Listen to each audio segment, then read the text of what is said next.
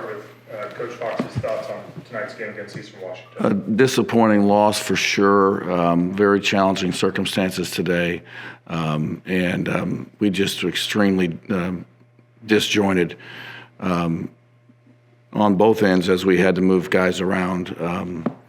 And the 17 turnovers, obviously a big number that impacted the game. Start with questions for Coach. Jake. Yeah, when did you find out about Devin, and how did that affect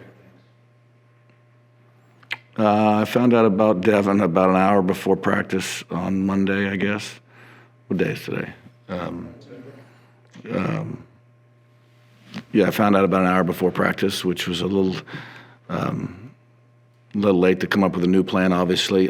Where it impacts us is that everybody has to change positions except Joel.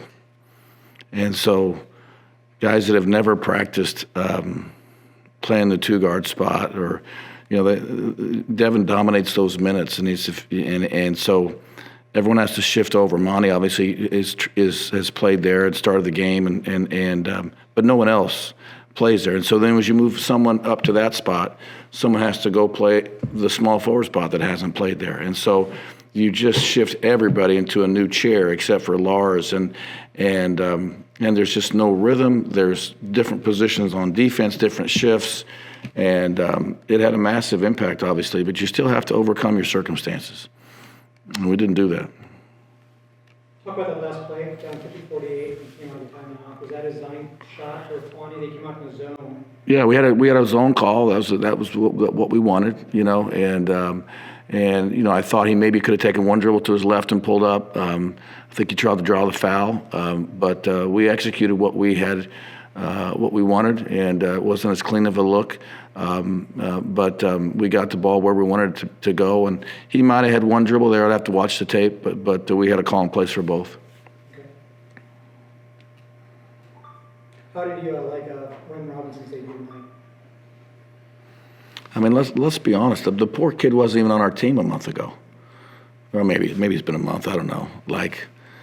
And here he is having to play, and he didn't go through any of the preseason technique teaching, and so I admire the young man for being able to step in and make a basket, and obviously there's, he doesn't know so many different things, so we're very limited when he gets in there. But Joel, he had some foul trouble. We tried to give him a little bit of rest, but I was proud of Ren for his contribution tonight. Do you know whether Devin or Okafor will be playing Saturday? Do you know yet?